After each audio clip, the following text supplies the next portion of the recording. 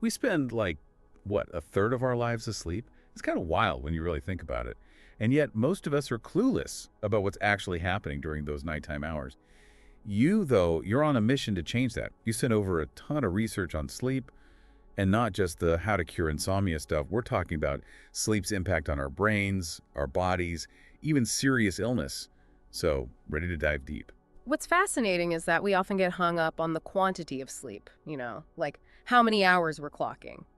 But the quality and the timing, those are absolutely critical too. Your research really highlights the profound implications of something called circadian rhythm disruptions. Yeah, And unfortunately, it's incredibly common these days. yeah, our internal clock keeping everything in sync. But what happens when that rhythm gets thrown off? Well, it's way more than just feeling groggy. The studies you sent show that chronic circadian rhythm misalignment can seriously mess with your cognitive function. We're talking memory, focus, information processing, all things that as a learner you really care about. Ugh, that's like a system error. And it gets worse, right? It's not just our brains on the line here. Exactly. Your research also points to strong links between these disruptions and, get this, a higher risk of mood disorders.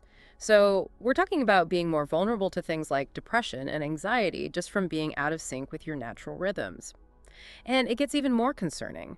There's growing evidence linking these disruptions to a greater risk of developing some serious neurological conditions later in life. Alzheimer's and Parkinson's disease, for example. Wow, okay, so this internal clock of ours is way more important than most of us realize. So is there anything we can do to strengthen it, to keep it ticking along nicely? Absolutely. A lot of the things you can do to promote healthy sleep are surprisingly simple. Your sources really emphasize how important your sleep environment is. Noise, light, temperature, even air quality. They all play a bigger role than we might think. So no more falling asleep with the TV blaring. Got it. But this air quality thing is really interesting to me. What's the science behind that? One of the papers you shared highlighted the effect of urban pollution on sleep. It seems that being exposed to certain pollutants can actually disrupt your sleep patterns. And that can contribute to a whole host of problems, including those cognitive and mood issues we were just talking about. It's like our cities are waging war on our sleep, huh? Yeah. But speaking of things that mess with our sleep, you ever notice how pain feels so much worse when you're exhausted? Yeah. Like, is there a scientific reason for that? Oh, absolutely. Chronic pain and sleep, they have this really interesting and kind of frustrating bidirectional relationship. So is this something a lot of people experience? Or is it kind of rare, this whole pain-sleep link? It's way more common than you might think. Your research actually mentioned that something like 40% to 70% of people with chronic pain, they also have significant sleep problems. Whoa, that's a ton of people. So how does it work exactly? This two-way street between pain and sleep. It's like a vicious cycle, really. Pain makes it hard to sleep, right? It's tough to doze off when your body's sending you all these distress signals.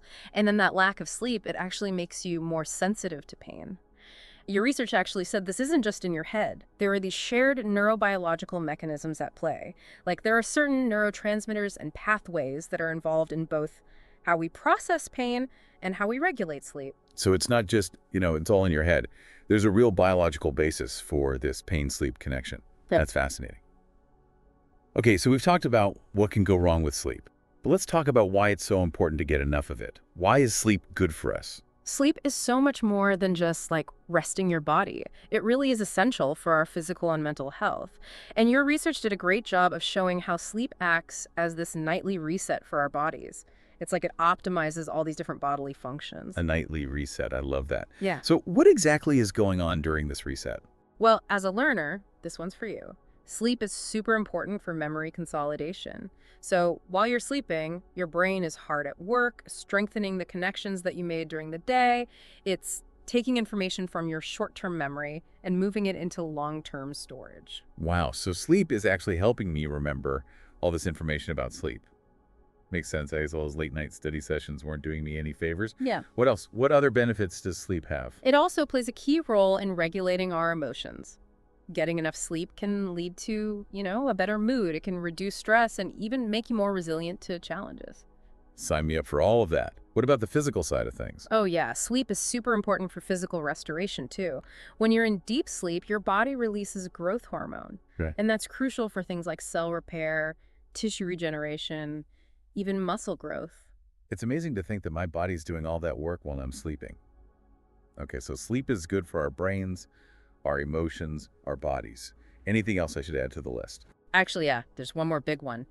Your research highlighted a really strong link between sleep and something called metabolic health. Metabolic health, so like our metabolism. Exactly. And this might surprise you, but if you're consistently not getting enough sleep, it can actually increase your risk of developing some serious conditions, obesity, type 2 diabetes, even cardiovascular disease. Wow, I had no idea. Yeah. Okay, so sleep really is connected to everything.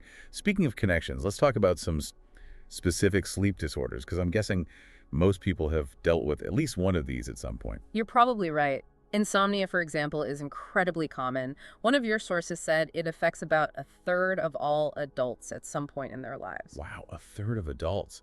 So what exactly is insomnia? It's basically having trouble falling asleep or staying asleep, or sometimes both.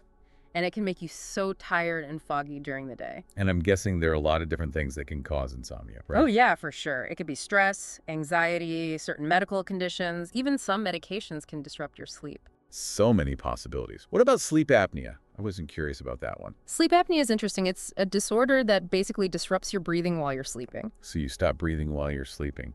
That sounds a little scary, to be honest. It can be, but there are treatments. The most common type is called obstructive sleep apnea, or OSA.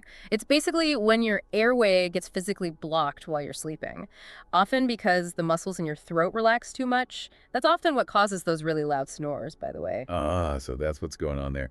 Interesting. I also noticed that you mentioned a link between insomnia and sleep apnea. Ah, yeah, good catch. So there's actually a growing awareness that these two conditions often occur together. Doctors are even calling it COMISA now. Comorbid insomnia and sleep apnea. COMISA. Catchy. So we've got insomnia, we've got sleep apnea, we've got this insomnia-sleep apnea combo. Our sleep can get messed up in so many ways. But I want to switch gears for a minute and talk about anxiety. Because, let's be real, anxiety and sleep do not go well together. You are so right. Anxiety and insomnia are like two peas in a pod. They feed off each other in this really vicious cycle. So which one comes first, the anxiety or the insomnia?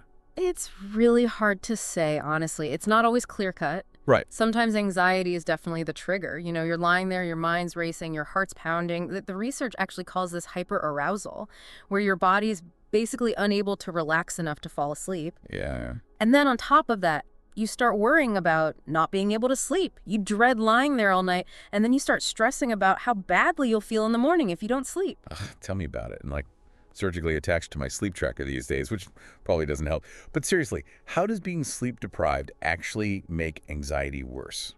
Think of it like this. When you don't get enough sleep, it's like your brain is running on fumes. It loses its ability to regulate your emotions properly, so you end up feeling more stressed and more anxious in general, even over little things. Ugh, that makes a lot of sense. And your research even suggested that chronic sleep deprivation can make you more sensitive to stress. Oh, great. Just what I needed to hear. So it's like this vicious cycle.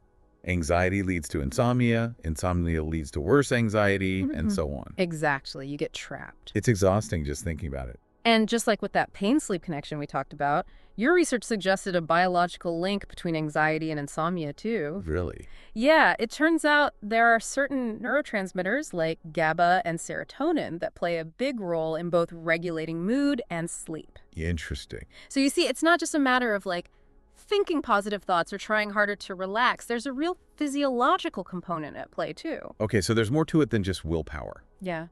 That's actually kind of reassuring in a weird way. Yeah. Well, this deep dive has definitely been eye-opening. Let's wrap things up on a more hopeful note, though, okay? Let's talk about melatonin. Melatonin seems to be everyone's go-to sleep aid these days. Is it really the miracle sleep cure that everyone thinks it is? Melatonin is definitely having its moment. But it's not exactly a magic sleep potion. Your body actually produces its own melatonin naturally. Wait, really? Yeah. It comes from a tiny gland in your brain called the pineal gland. I had no idea. Think of melatonin as your body's internal signal that it's getting close to bedtime. As the sun starts to set, your melatonin levels naturally begin to rise, letting your body know that it's time to wind down. So those melatonin supplements that are everywhere these days, they're basically just mimicking that natural process. Exactly. Okay, that makes sense. And they can be helpful for some people, yeah. Like if you're dealing with jet lag or you work night shifts, basically any situation where your natural sleep-wake cycle has been thrown off. Right, makes sense. But here's the thing. The main role of melatonin is to help regulate your circadian rhythm, that internal clock we talked about earlier. So it's not just about popping a pill, it's about working with our body's natural rhythms. You got it. It's about paying attention to all the things that can impact your sleep, like how much light you're exposed to, your stress levels, even when you eat. Wow, okay. So much to think about. This has been a true deep dive. I feel like I need to go back and listen to it all again Yeah. just to make sure I've absorbed all this amazing information. Well, like we said, sleep is essential for memory consolidation. That's right. And you know what? I think I'm going to start prioritizing my sleep a lot more from now on. This deep dive has really been a wake-up call, and I want to make sure I'm doing everything I can to support my sleep health, because it's not just about feeling well rested, it's about protecting our brains, our moods, and even our long-term health. So, to everyone listening, take care of your sleep. It's the best gift you can give yourself. Sweet dreams, everyone.